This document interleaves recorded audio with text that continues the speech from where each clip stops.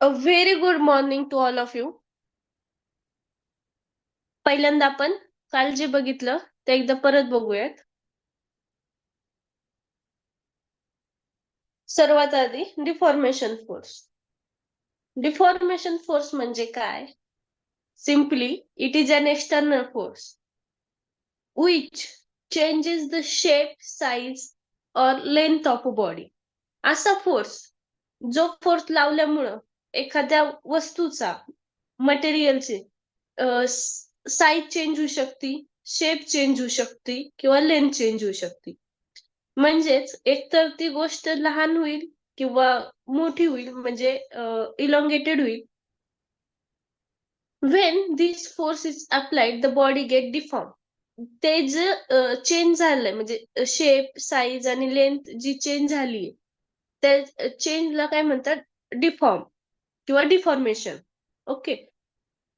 तर त्याचं आपण काल उदाहरण बघितलं होतं रबर बँडचं. जेव्हा आपण रबर बँड दोन्ही साईडनी ओढतो, स्ट्रेच करतो, तेव्हा त्याची साईज चेंज होती. तो आधी छोटा असतो, त्याच्यामुळे त्याची साईज चेंज होऊन तो मोठा होतो.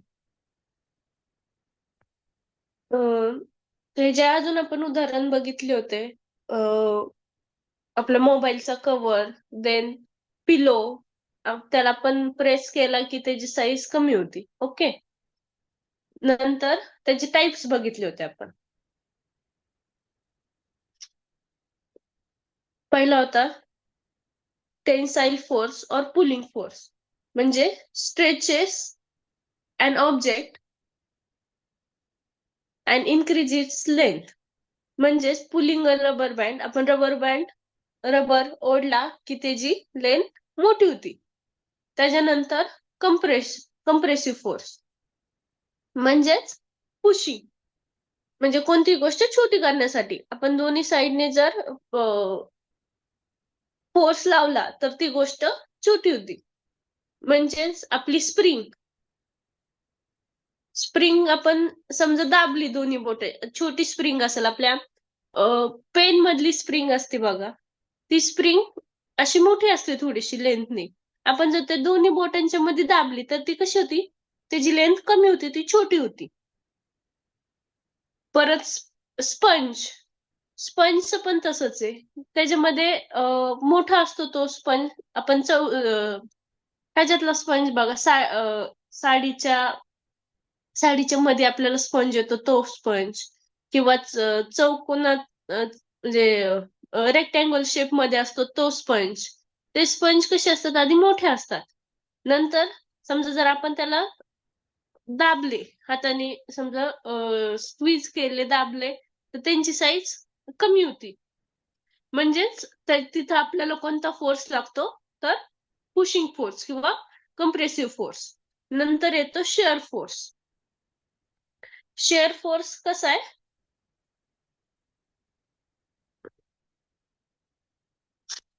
Share force act parallel to the surface,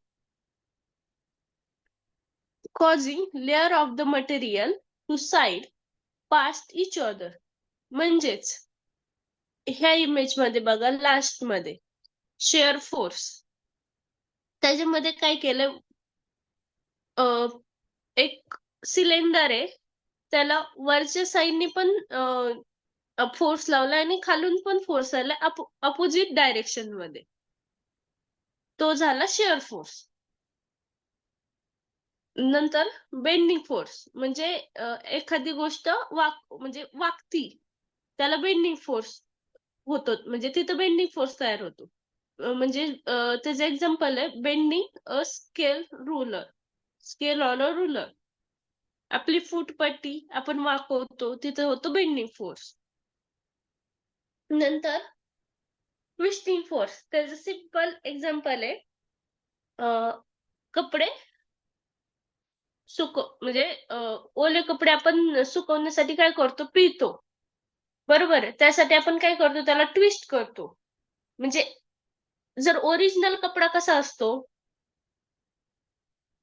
टॉवेलच पकडा. ओरिजिनल टॉवेल हा रेक्टँगल असतो, बरोबर आहे. जर आपण त्याला ट्विस्ट केलं तर त्याचा शेप कसा तयार होईल? 1 मिनिट.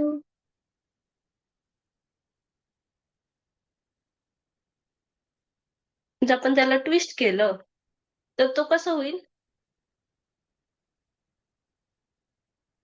असं होईल. बरोबर आहे. आपण याला इथं मध्ये ट्विस्ट करतोय, फोल्ड करतोय, तर तो झाला ट्विस्टिंग फोर्स.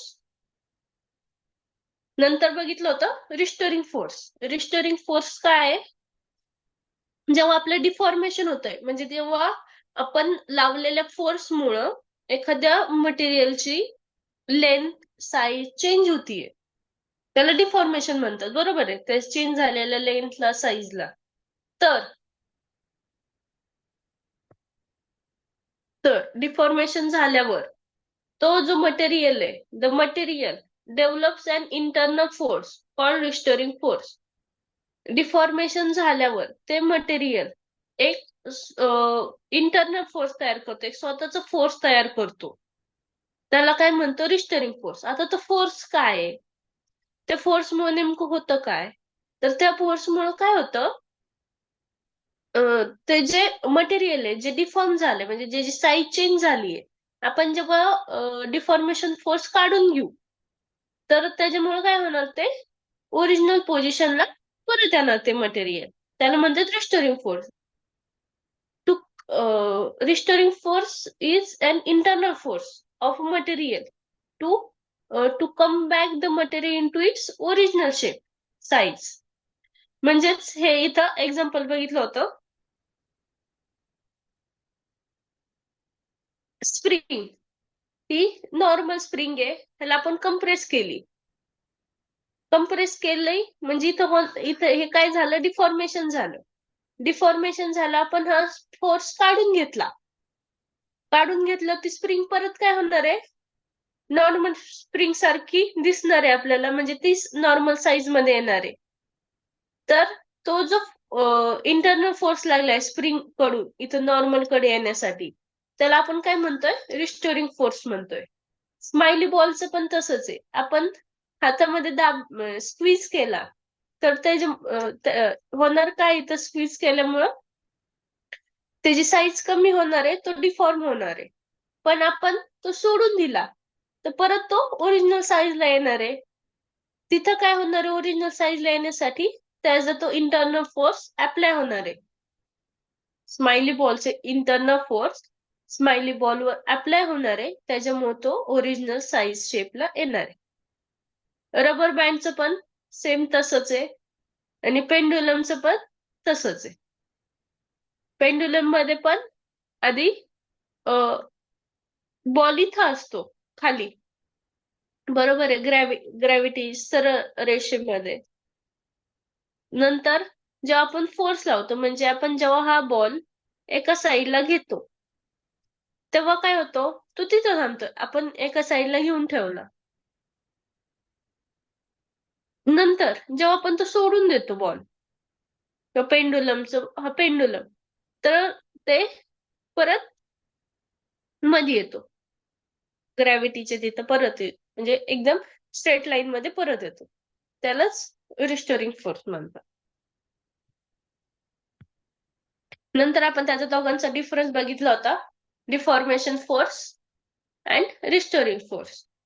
काय त्याच्यामध्ये, डिफॉर्मेशन फोर्स मध्ये शेप साईज चेंज होती, ह्याच्यामध्ये फोर्स अप्लाय केला तर ओरिजिनल शेपला परत back to original shape, body back to original shape. Then हा एक्सटर्नल फोर्स आहे, हा इंटरनल फोर्स आहे. हा act in same direction as the applied force आणि opposite direction of the deformation force. Okay, हे जर म्हणजेच काय, ही स्प्रिंगच बघूयात.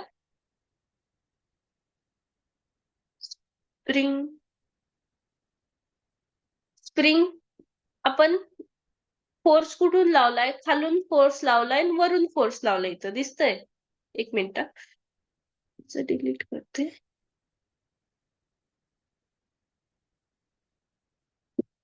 आता ह्या स्प्रिंग मध्ये इथं काय केलं, आपण खालून फोर्स लावला आणि वरून फोर्स लावला. दोन्ही साईडनी फोर्स लावल्यामुळं ती स्प्रिंग लेंथ त्याची कमी झाली.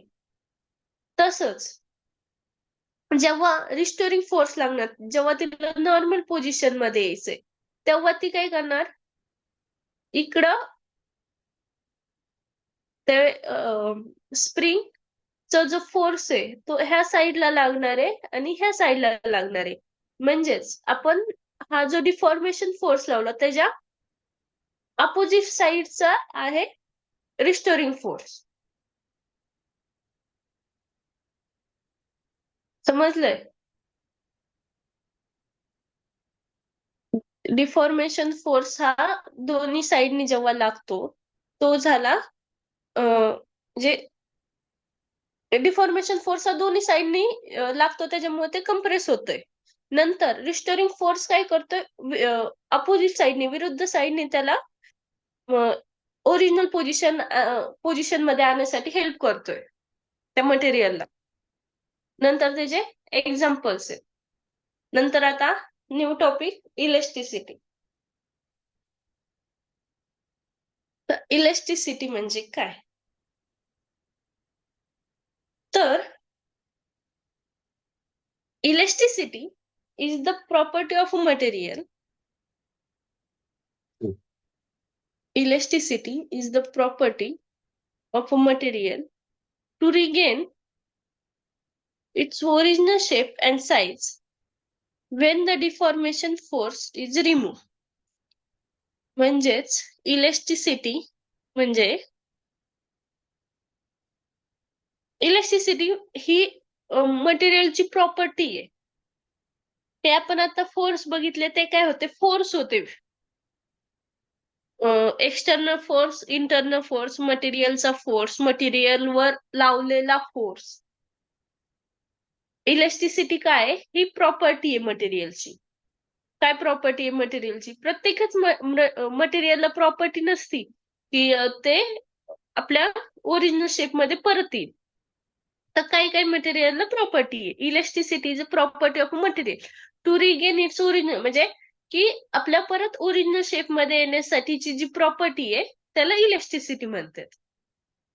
जेव्हा डिफॉर्मेशन फोर्स रिमूव्ह होईल, जेव्हा डिफॉर्मेशन फोर्स रिमूव्ह होईल त्याच्यानंतर आपल्या ओरिजिनल शेप साईज मध्ये येण्यासाठी येणारे मटेरियलला इलेस्टिसिटी मटेरियल म्हणतात.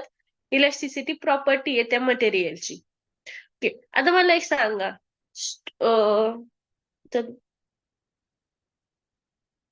आपली टूथपेस्ट आहे बरोबर आहे, ते आपण स्क्वीज करतो तेव्हा त्याची साईज चेंज होती बरोबर आहे, पण ती परत ओरिजिनल साईजला येत नाही.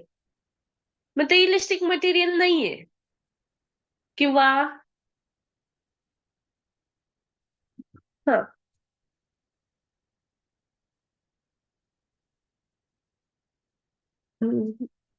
आयर्न बरोबर आहे, लोखंड, लोखंडाचा गज आपण बेंड केला, वाकवला, तर तो परत त्याच्या ओरिजिनल शेपला सरळ होतो का? नाही. बरोबर आहे की नाही? तर ते इलेस्टिक मटेरियल नाही. किंवा त्या मटेरियल मध्ये इलेस्टिसिटी ही प्रॉपर्टी नाहीये. तर इलेस्टिसिटी प्रॉपर्टी कशामध्ये? रबर मध्ये, स्प्रिंग मध्ये. नंतर समजलंय? आता मला एक सांगा तुम्हीच, इलेस्टिसिटी आणि reformation force, sorry, restoring force, elasticity आणि रिस्टोरिंग फोर्स ह्याच्यामध्ये डिफरन्स काय?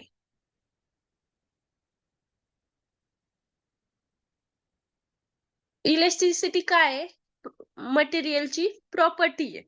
ओके. आणि रिस्टोरिंग फोर्स काय? फोर्स आहे एक. तर मग पण मी काय म्हटलं, इलेस्टिसिटी मध्ये काय त्या मटेरियलची प्रॉपर्टी, की तुम्ही जेव्हा डिफॉर्मेशन फोर्स काढून घेतल्यानंतर ते मटेरियल त्याच्या ओरिजिनल शेप आणि साईज मध्ये परत येणार आहे इलेस्टिसिटी मध्ये. तर मग आता रिफॉर्मेशन फोर्स आणि इलेस्टिसिटी ह्याच्यामधला डिफरन्स काय? Restoring, sorry sorry sorry, restoring force आणि इलेस्टिसिटी ह्याच्यामधला डिफरन्स सांगा.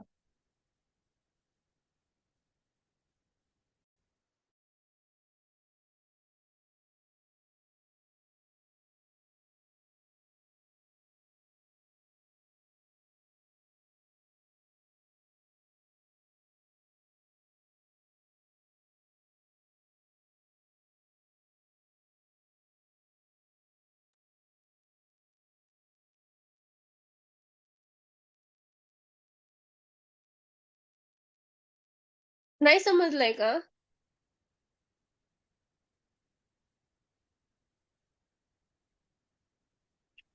सेम वाटतायत ना दोन्ही पण.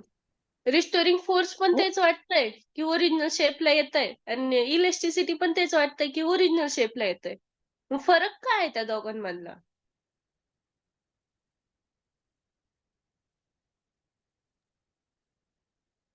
इलॅस्टिसिटी आपण म्हणजे त्याच्यात जर का चेंज केला तर ते त्याच्या नॉर्मल पोझिशनला येते, पण रिस्टोरिंग फोर्स आपण म्हणजे एखाद्या गोष्टीवर आपण प्रेशर देतो तर ते प्रेशर दिल्यावर ते तसंच राहतं.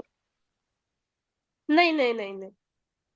प्रेशर दिलं तसं नाही राहते. डिफॉर्मेशन फोर्स मध्ये आपण प्रेशर देऊन तसं राहतंय. सॉरी, हा रिस्टोरिंग रिस्टोरिंग फोर्स मध्ये.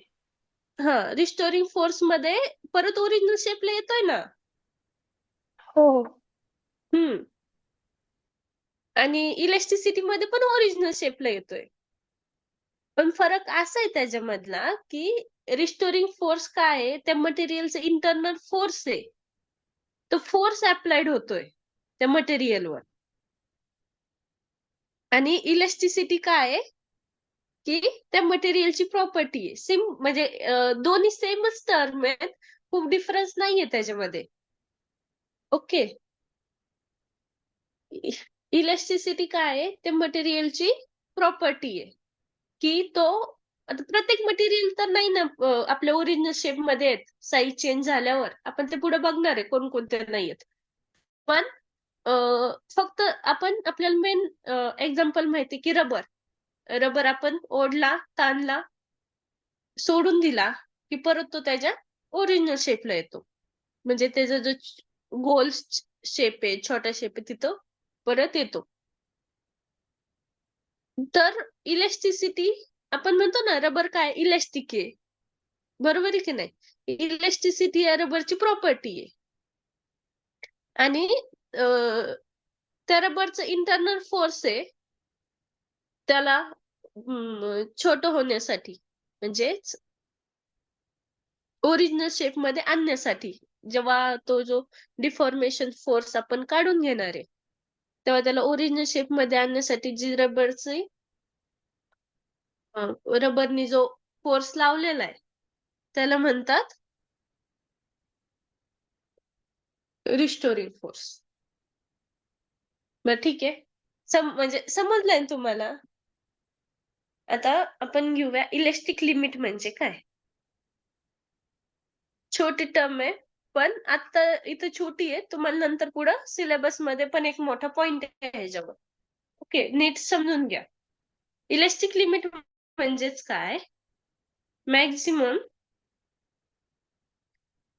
Deformation force of a material. Deformation force म्हणजे काय? पण जेव्हा फोर्स लावतो तेव्हा त्याची काय होती, साईज शेप चेंज होती. ओके. जेव्हा maximum deformation force of a material can have and still return to its original shape. Beyond this limit, the material will permanently deform. म्हणजेच आपण सिंपल एक्झाम्पलने समजूयात रबरचं. बरोबर आहे. रबर जेव्हा आपण ताणला, जेव्हा आपण रबर स्ट्रेस केला तेव्हा काय होतं, तो मोठं होतो. पण आपण खूप फोर्स लावला रबरला, खूप म्हणजे खूप. नंतर एका लिमिट नंतर काय होतं, रबर परत त्याच्या ओरिजिनल शेपला नाही येत, तो मोठाच राहतो तसा. आपलं इलेस्टिक असतं ते कपड्यांमधलं इलेस्टिक बघा. तुम्ही जर फोर्स लावून असं त्याला ताणून ठेवला तर त्याची साईज जी छोटी असते त्याची ती मोठी होती आणि ती तशीच राहते मोठी साईज. म्हणजे एक स्पेसिफिक लिमिट नंतर ते म्हणजे एक स्पेसिफिक लिमिटच्या फोर्स नंतर, म्हणजे आपण जेव्हा एखादा डिफॉर्मेशन फोर्स लावतोय, आपण एक फोर्स लावतोय to change their size change करण्यासाठी आपण एखादा जर फोर्स लावतोय, त्या फोर्स नंतर समजा आपण जास्त फोर्स लावला, त्या जास्त फोर्स नंतर त्याची जी चेंज झालेली साईज आहे ती तीच साईज राहणार, परत ती ओरिजिनल मध्ये येणार नाही. जरी ती इलेस्टिक जरी त्या मटेरियल मध्ये इलेस्टिक प्रॉपर्टी असेल तरीही. समजा स्प्रिंगचं उदाहरण घेऊ आपण. ओके, स्प्रिंग आहे, ही समजा नॉर्मल लेंथ आहे स्प्रिंगची, बरोबर आहे. तर आपण त्याला फोर्स लावला आणि त्याची साईज वाढली, पण आपण त्याला एवढा फोर्स लावला, त्याची इलेस्टिक लिमिटच्या इलेस्टिक लिमिट पेक्षा जास्त फोर्स लावून आपण त्याला ताणून धरला, तर स्प्रिंग परत त्याच्या ओरिजिनल शेप मध्ये नाही येत. तुम्ही अनुभवलंय का हे? आपण स्प्रिंग ताणतो ताणतो ताणतो, त्याला खूप फोर्स लावतो, नंतर ती परत त्याच्या ओरिजिनल शेप मध्ये येतच नाही. ती तशीच जशी म्हणजे फोर्स लावल्यामुळे झालेली तशीच राहते ती. तर जी आपण लिमिट क्रॉस केलीये, तर त्याच लिमिटला काय म्हणतात? Elastic limit. मॅक्झिमम डिफॉर्मेशन म्हणजे जास्तीत जास्त डिफॉर्मेशन झालं इथं, ते डिफॉर्मेशन तसंच राहिलं, परत ते त्याच्या ओरिजिनल शेपला आलेलं नाहीये, त्याला म्हणतात इलेस्टिक लिमिट.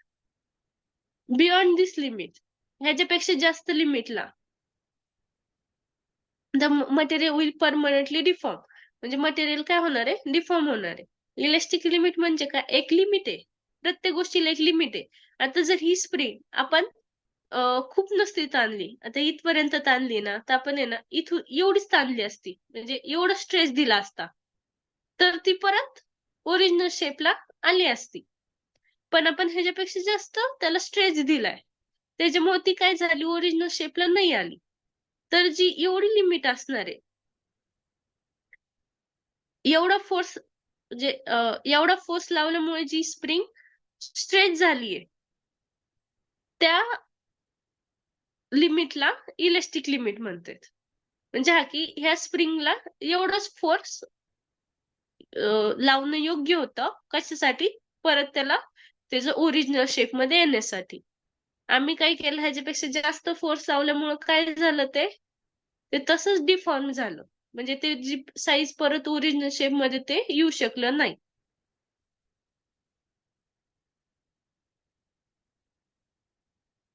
लिहून घ्या, आणि कळलं नसेल तर परत एकदा सांग.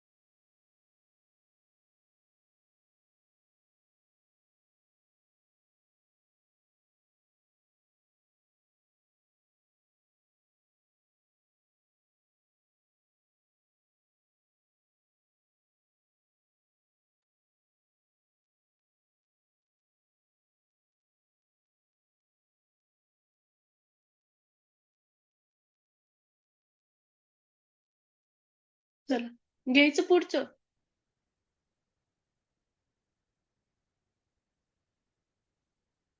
आता आहे प्लॅस्टिसिटी.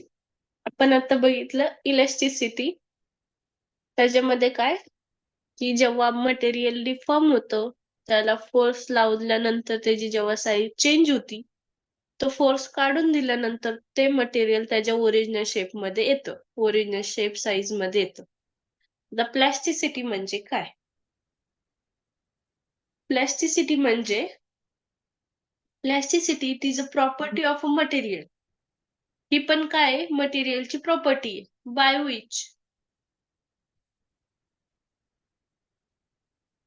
Bye which it does not return to its original shape once the deforming force is removed.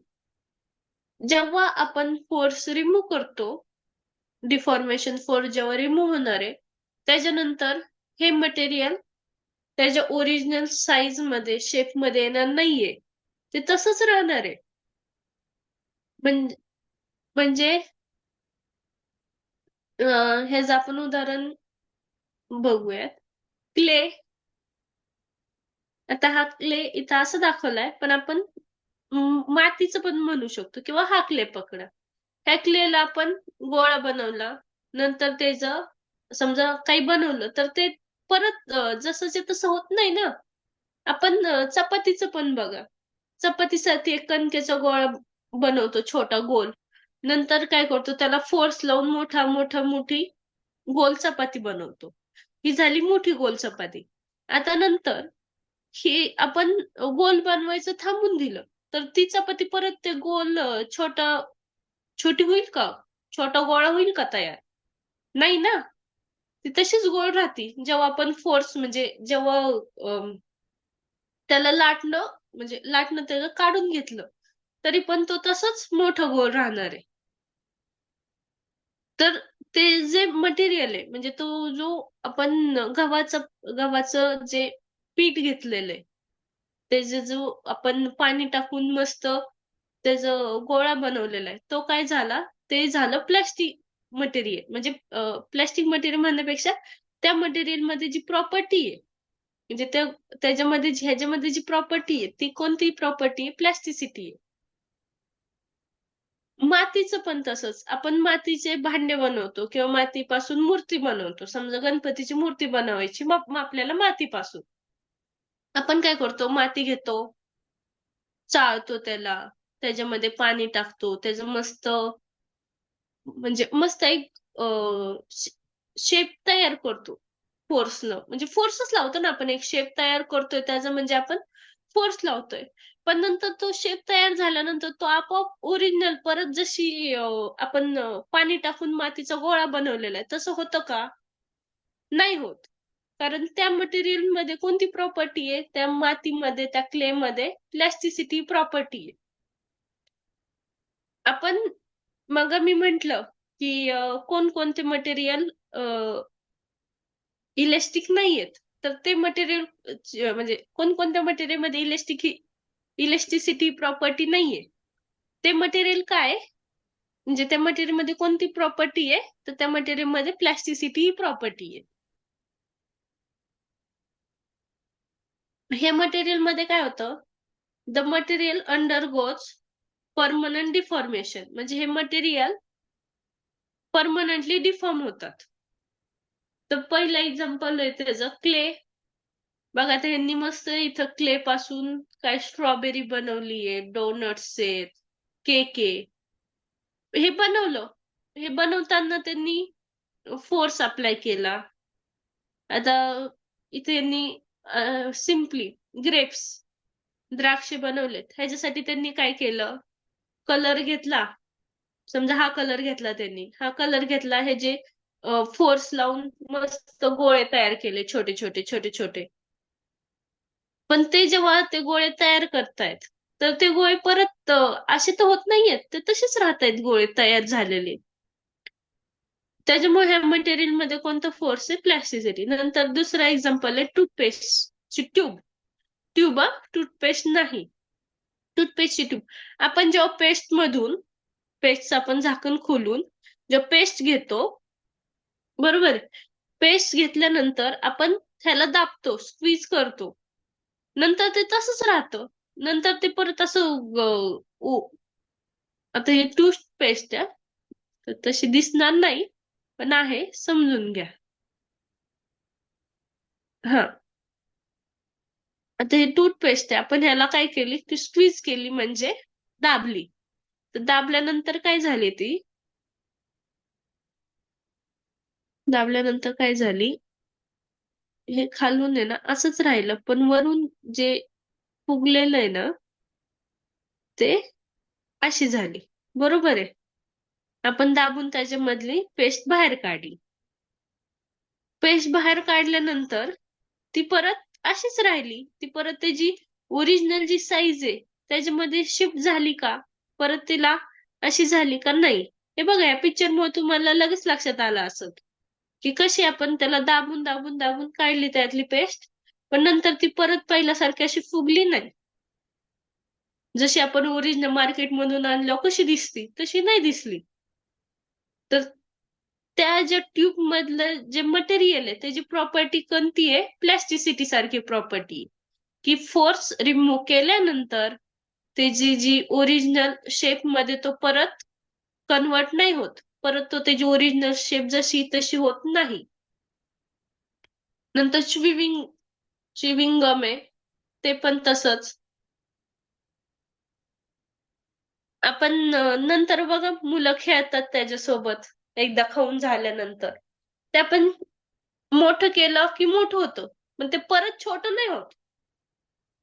च्युविंग गम जेव्हा आपण त्याला फोर्स लावून स्ट्रेस करून त्याची लेंथ एक्सिस करतो, मोठी करतो, त्यानंतर ते आपोआप परत त्याची ओरिजिनल शेप म्हणजे छोटं होत नाही, ते तसंच मोठं राहतं. व्हॅक्स व्हॅक्स म्हणजे कॅन्डल, मेणबत्तीचं पण तसंच आहे. त्याला पण ते परत त्याच्या ओरिजिनल शेप मध्ये एकदा शेप दिल्यानंतर परत त्याच्या ओरिजिनल शेप मध्ये येत नाही. समजले प्लॅस्टिसिटी? नोट करून घ्या.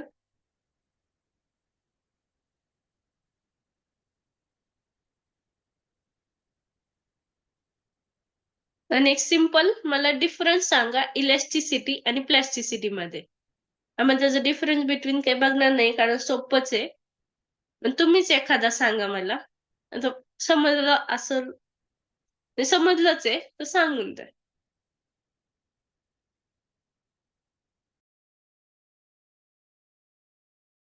इलास्टिसिटी मध्ये एखादं जर का वस्तू आपण जर का स्ट्रेच केली तर ती पुन्हा त्याच्या ओरिजिनल पोझिशनला येते, पण प्लास्टिसिटी मध्ये ती पुन्हा त्याच्या ओरिजिनल पोझिशनला येत नाही. गुड गुड गुड, एकदम मस्त. इलेक्ट्रिसिटीला इलेक्ट्रिक लिमिट हा बरोबर आहे, बरोबर आहे. इलेक्ट्रिसिटीला इलेक्ट्रिक लिमिट आहे. हा. आणि प्लॅस्टिसिटीला इलेक्ट्रिसिटी लिमिट ही अशी नाहीये. हा नाहीये, बरोबर. म्हणजे बरोबर बोला तुम्ही बोलत राहा.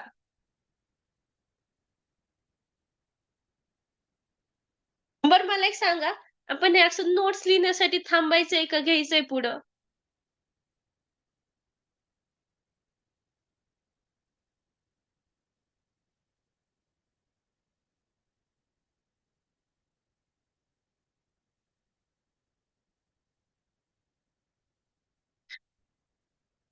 तुम्ही नोट्स लिहिताय का? नसेल लिहित तर मग आपण कंटिन्यू करू ना. लिहित असेल तर मग थांबूयात.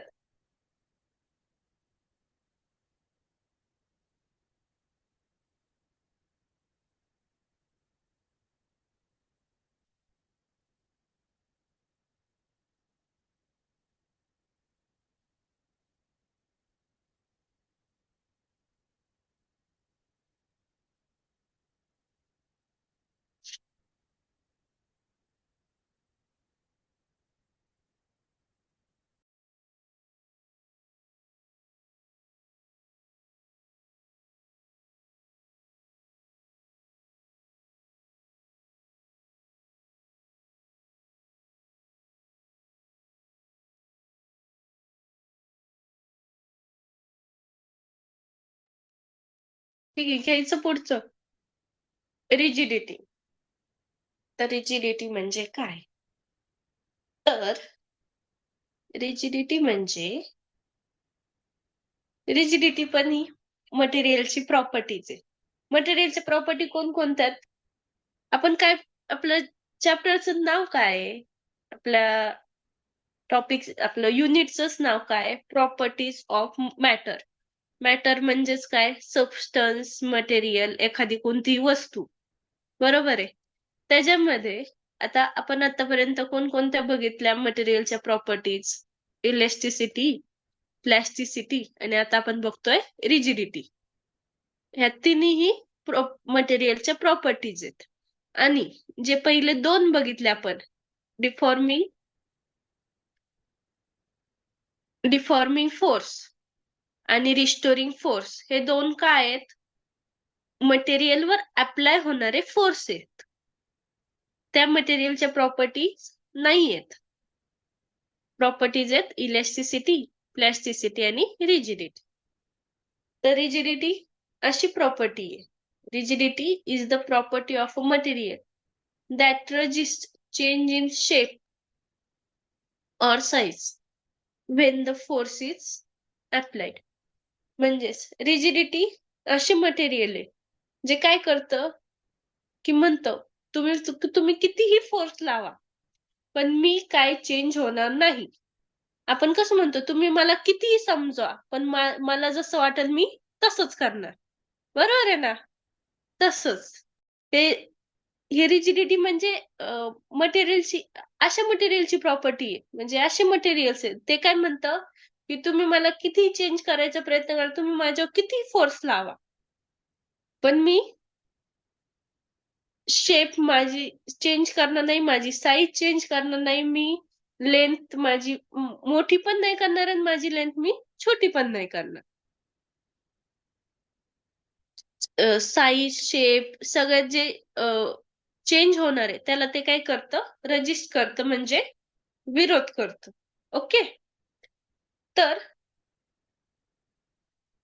जे रिजिड मटेरियल आहे ते डिफॉर्म व्हेरी लिटल. म्हणजेच काय की ते डिफॉर्म होत नाही किंवा एकदम कमी प्रमाणात डिफॉर्म होतं. म्हणजे की ते त्याची स्वतःची साईज, शेप चेंज करत नाही. Rigidity is the ability of a material to resist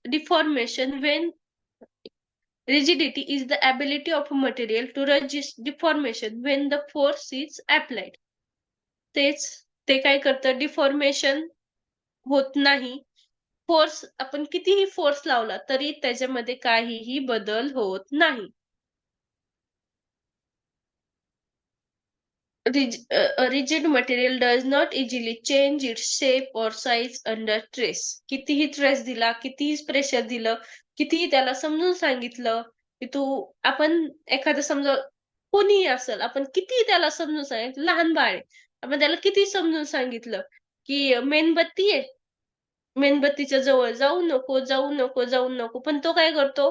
ऐकत नाही. शेवटी मेणबत्तीच्या जवळ जाऊन हात पोळून घेतो. होतं का नाही असं? तसंच आहे. एखादं मटेरियल काय करतं, कितीही त्याला सांगितलं, म्हणजे कितीही त्याच्यावर फोर्स लावला की समजा बरं एक्झाम्पल मध्ये आपण बघूयात. आयर्न रॉड होतो, थोडंसं जास्त फोर्स लावल्यानंतर ते चेंज होतं, पण किती होतं? एकदम थोडंसंच होतं. खूप फोर्स लावावा लागतो त्यासाठी. आपल्याला प्रत्येकाला किंवा नाही शक्य होत ना आयर्न रॉडला फोर्स लावून त्याला साईज शेप चेंज करण्यासाठी. परत ग्लास, स्टोन दगडाला तुम्ही किती फोर्स लावला, किती त्याला दाबायचा, प्रेस करा, कम्प्रेस करा, ते छोटं होतं का दगड? मोठ्या दगडातून छोटं दगड नाही होत. तर त्याला किती ताणा, किती वडा, मोठं होतच नाही. जसेच्या तसंच राहतं, ओरिजिनल शेप मध्येच राहतं. ग्लास जर तुम्ही फोर्स लावला जास्त तर ती तुटल एक वेळ, पण वाकणार नाही. बरोबर आहे? ग्लास काय होईल? एक वेळ मोडल, तुटल, पण वाकणार नाही. तसंच आहे रिजिडिटी. काय मटेरियलची प्रॉपर्टी आहे की जी डिफॉर्मेशन फोर्सला रजिस्ट करते. त्याची जी साईज शेप चेंज होणारी फोर्स अप्लाइड केल्यानंतर त्याला ती रजिस्ट करते म्हणजे विरोध करते. The more rigid a material the harder to bend stress or compress. जेवढं जास्त मटेरियल म्हणजे रिजिडिटी आहे तेवढं जास्त त्याला बेंड करण्यासाठी स्ट्रेस देण्यासाठी कम्प्रेस करण्यासाठी हार्ड येतो. म्हणजे आयर्न रॉड पेक्षा स्टोन पकडा. स्टोन जास्त रिजिड आहे. बरोबर आहे. स्टोनला आपण करू शकत नाही, बेंड करू शकत नाहीये. पण आयर्न रॉडला आपण एक खूप जास्त फोर्स लावल्यानंतर बेंड होतं. आयर्न रॉड पण रिजिड आहे. पण ते बेंड होतं. बरोबर आहे. As compare to stone. म्हणजे स्टोन काय जास्त रिजिड आहे आयर्न रॉड पेक्षा. समजलंय? सिंपल आहे. घ्या लिहून.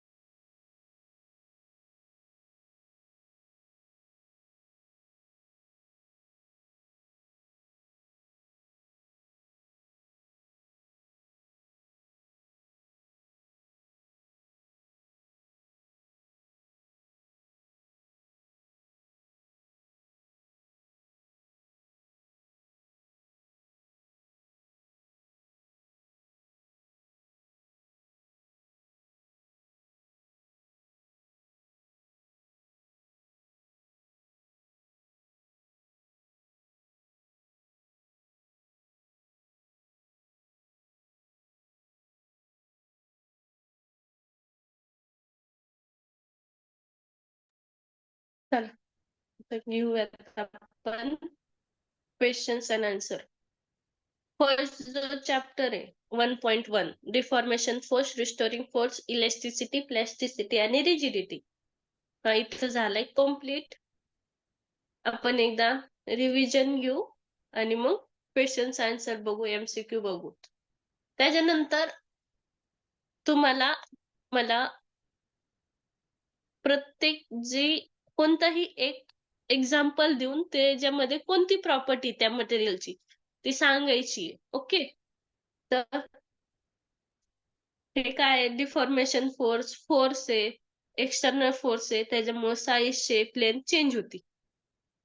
त्याचे टाइप्स बघितले. Pulling force, compressive force, share force, bending force, twisting force. नंतर रिस्टोरिंग फोर्स इंटरनल फोर्स आहे मटेरियल मधला, ते ओरिजिनल शेप मध्ये त्या मटेरियलला परत आणतं म्हणजे back to its original shape. नंतर आपण त्यातला डिफरन्स बघितला. नंतर इलॅस्टिसिटी बघितले. इलॅस्टिसिटी काय आहे? मटेरियलची प्रॉपर्टी आहे to regain its original shape size when deformation force is remove. परत त्याच्या ओरिजिनल साईज मध्ये जे मटेरियल येतं त्याला इलास्टिक मटेरियल म्हणतात. त्या मटेरियलच्या प्रॉपर्टीला इलास्टिसिटी म्हणतात. नंतर प्लॅस्टिसिटी हे असे मटेरियलची अशी प्रॉपर्टी आहे की त्याच्यामध्ये ते मटेरियल परत त्याच्या ओरिजिनल शेपला येत नाही जेव्हा आपण डिफॉर्मेशन फोर्स काढून घेतो त्याच्यानंतर. नंतर रिजिडिटी मध्ये काय की ते जे मटेरियल आहे ते डिफॉर्मच होत नाही, म्हणजे त्याच्यावर डिफॉर्मेशन फोर्स अप्लायच होत नाही. नंतर multiple choice questions. First question is the force. Answer सगळ्यांनी द्यायचे. A force that changes the shape or size of a body is called restoring force, deformation force, elasticity or rigidity.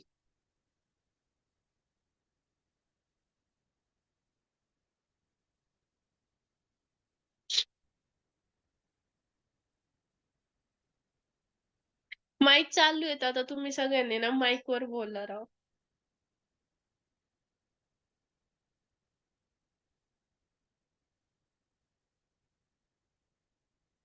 Mic वर बोला थोडस.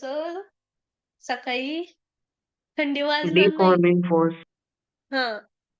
नंतर दुसरा क्वेश्चन आहे the force that tries to bring a deform body back to its original shape is.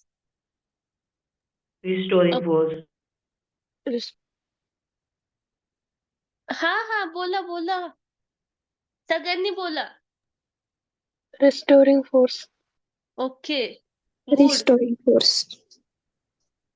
नंतर third question आहे which of the following shows high elasticity. Which of the following shows high elasticity. Rubber, clay, wax. Rubber. Okay Rubber. Okay Rubber. Good मस्त. नंतर 4 नंबरचा question आहे clay and wax show which property. Elasticity, rigidity, plasticity and the Plasticity. Restoring force. Plasticity. Rigidity. बरोबर आहे. मस्त समजतंय ना. मग का नाही बोलत बरं तुम्ही. नंतर 5 नंबरचा क्वेश्चन आहे which material resist deform the most. Rubber, plastic, steel rod और क्ले. असं Steel कोणतं rod. मटेरियल. Steel rod. बरोबर आहे. नंतर 6 नंबरचा if the applied force exceed the elastic limit of a steel, what happen? Elastic deformation only, permanent deformation occur, no deformation occur, restoring force increase.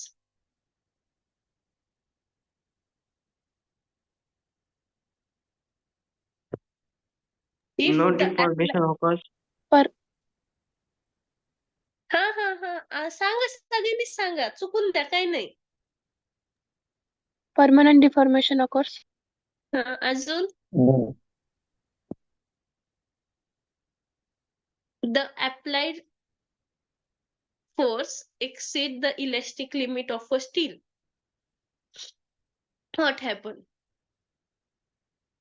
तर त्याचा answer आहे आपण इथं काय म्हटलो होतो जेव्हा एक स्प्रिंग आहे त्याच्यामध्ये काय म्हटलेलं स्टील म्हटलेलं आहे ना म्हणजे स्टील तर आपण समजूया स्टीलची स्प्रिंग आहे ही त्याची ओरिजिनल साईज आहे.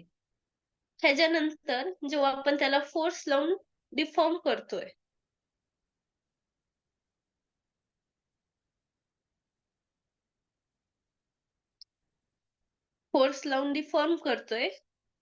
ह्या लिमिट पर्यंतच ते डिफॉर्म होतंय त्याच्यानंतर त्याची ती ओरिजिनल शेप मध्ये परत येतोय. पण ह्या लिमिट नंतर जर आपण त्याला फोर्स लावून मोठं केलं इलॉंगेट केलं लेंथ त्याची इन्क्रीज केली तर ते असंच राहते ते परत त्याच्या ओरिजिनल शेप मध्ये नाही येत. म्हणजेच त्याचा आन्सर काय येणार आहे की परमनंट डिफॉर्म. त्याची साईज तेवढीच राहणार आहे जेवढी आपण फोर्स लावून एक्सिस केलीये तेवढीच त्याची साईज राहणार आहे. ते छोटं होणार नाहीये परत. म्हणजे त्याच्या ओरिजिनल शेप मध्ये परत नाही येणार आहे. तर तिथं होतं परमनंट डिफॉर्मेशन ऑकर. नंतर last question, the restoring force develop in a stress spring is in the same direction as applied force, opposite to the applied force, zero or none of the above. Opposite to applied force. Okay, बरोबर, good. Opposite to इथपर्यंत applied मला force. सांगा, अं, आता हे झाले MCQ question. आपले साधे question सांगू का? साधे क्वेश्चन काय लय नाही त्याच्यावर, पण तरी हो सांगा हं? मॅडम. हो. तर ह्याच्यामध्ये साधे क्वेश्चन आता सिम्पली आधी तर डिफिनेशन प्रत्येक ह्याची, deforming force, restoring force, elasticity, plasticity, rigidity. नंतर त्याचे एक्झाम्पल्स, दोन एक्झाम्पल्स तरी प्रत्येकाचे माहित असायला पाहिजे. नंतर त्याचं एक्सप्लेनेशन, म्हणजे एक्झाम्पलचे एक्सप्लेनेशन नाही, त्याचं डिफॉर्मेशन फोर्स लिहायचं, त्याची डेफिनेशन, मग त्याच्यामध्ये थोडस एक्सप्लेनेशन म्हणजे काय नेमकं ते. ओके. नंतर दुसरं क्वेश्चन असेल, name one material which is highly elastic. असे क्वेश्चन्स ह्याच्यामध्ये ह्या चॅप्टर मध्ये खूप हार्ड क्वेश्चन्स नाहीयेत. नंतर परत असे questions, name one material which show plastic behaviour, म्हणजे असं कोणतं मटेरियल जे प्लास्टिक बिहेवियर दाखवतं. नंतर difference distinguish between deforming force, restoring force किंवा इलेस्टिसिटी, प्लास्टिसिटी. शक्यतो डिफॉर्मिंग फोर्स आणि रिस्टोरिंग फोर्स मध्ये डिफरन्स आला तर येऊ शकतो, इलेस्टिसिटी प्लॅस्टिसिटी मध्ये नाही येणार, कारण किंवा सोपं आहे, सिंपल आहे, दोन ओळीच होऊन जाईल ते. नंतर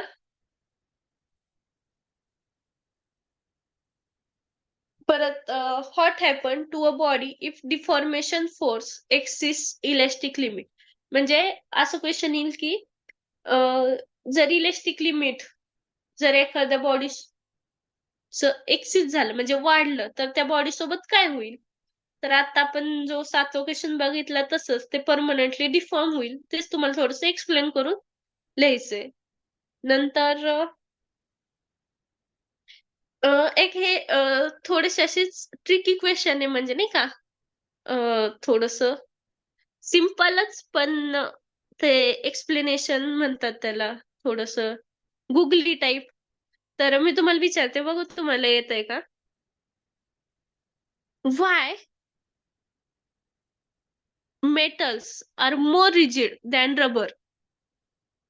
Why metals are more rigid than rubber? Because metals are hard. अजून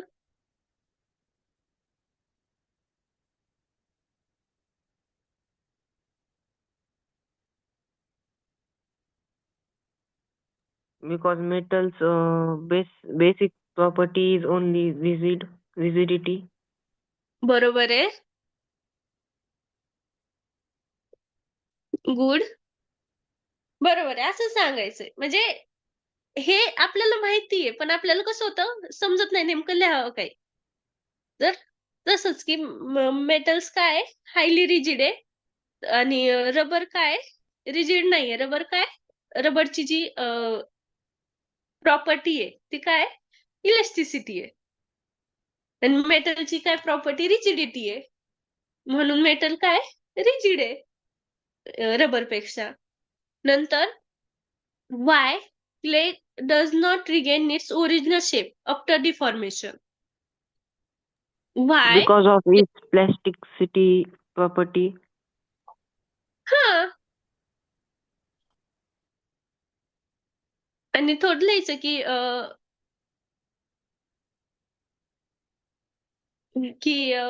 ते प्लॅस्टिक मटेरियल आहे, म्हणजे त्याच्यात प्लॅस्टिसिटी आहे, आणि प्लॅस्टिसिटीचं मग थोडस त्याच्यामध्ये येईल की प्लॅस्टिसिटी म्हणजे काय आहे, प्लॅस्टिसिटीची डेफिनेशन वगैरे.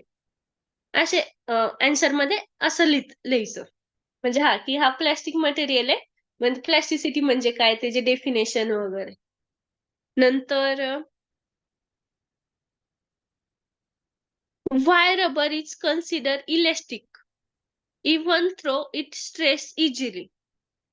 Why rubber is considered elastic even it stretches easily? म्हणजेच रबर हा इलेस्टिक का आहे? जर तो स्ट्रेस होतोय. कारण आपण मग तो जास्त जर का ताणला तर तो एका पोझिशन नंतर तो हार्ड होऊन जातो. त्याच्या पुढे तो स्ट्रेच होत नाही. नाही. मी काय म्हणते, It does not depend on its easiness of stretching or anything. It only shows the property of regain its original form again. बरोबर आहे. म्हणजेच काय की जे आपण म्हणतोय इलेस्टिक प्रॉपर्टी, इलेस्टिसिटी, बरोबर, इलेस्टिसिटी जी म्हणतोय आपण ती कशावर डिपेंड आहे? इलेस्टिसिटी म्हणजेच काय की जेव्हा आपण डिफॉर्मेशन फोर्स लावल्यामुळे जो बॉडीचं शेप साईज चेंज झाली, जेव्हा आपण तो फोर्स रिमूव्ह करणार आहे ते मटेरियल परत ओरिजिनल शेप मध्ये येणार आहे. जे ओरिजिनल शेप मध्ये येणार आहे त्या प्रॉपर्टीला आपण इलेस्टिसिटी म्हणतोय. ते किती ताणलं गेलंय त्याला आपण इलेस्टिसिटी नाही म्हणत आहे. असं आहे त्या क्वेश्चनचं आन्सर. म्हणजेच elasticity does not depend on how much the material stretch, म्हणजे मटेरियल किती स्ट्रेच झालंय ह्याच्यावर इलेस्टिसिटी डिपेंड नाहीये. इलेस्टिसिटी कशावर डिपेंड आहे, कशावरती अवलंबून आहे? त्याच्या ओरिजिनल शेप मध्ये येण्यावरती अवलंबून आहे. बरोबर आहे. असं आहे ते. आता मला प्रत्येकाने एक एक एक्झाम्पल सांगा इलेस्टिसिटीवर, प्लॅस्टिसिटीवर आणि रिजिडिटीवर. म्हणजे कोणतंही एक मटेरियलचं नाव सांगा किंवा एक्झाम्पल सांगा आणि ते कशामध्ये येईल? रिजिडिटी मध्ये येईल का, प्लॅस्टिसिटी मध्ये येईल का, इलेस्टिसिटी मध्ये? Clay plasticity. हे सोडून म्हणजे मी सांगितले म्हणजे ठीक आहे ते बरोबर आहे, पण एखादं नवीन बघा ना आसपास, लगेच तुम्हाला लक्षात येईल ना. तुम्ही रूम मध्ये बसला असल, आजूबाजूला काय असल, असं तुम्ही बघा ना, थोडस Plastic इन्व्हेंट bag, करा. हा, ते कशामध्ये येईल? plasticity,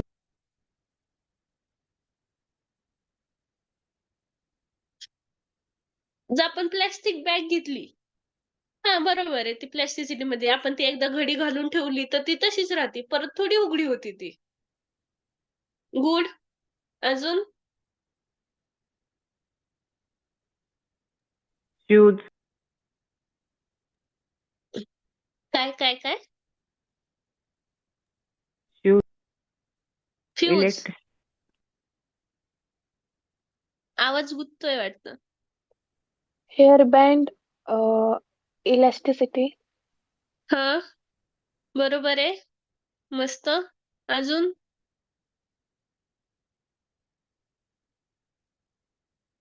चला, 8:05 झाले. तुम्हाला कॉलेजला जायचं असेल ना? चला, लय लेट झालं. पटकन, का उद्या विचारू? उद्या घेऊन येताल?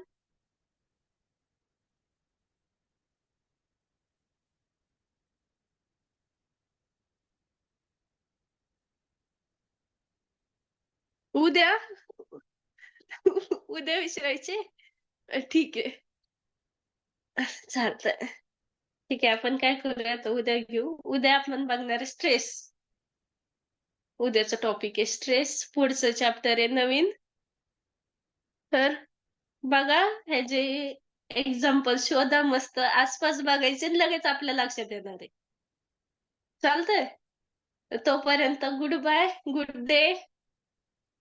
मस्ती करा, मजा करा, अभ्यास करा, स्टडी करा. दिवस मस्त घालवा. Good day.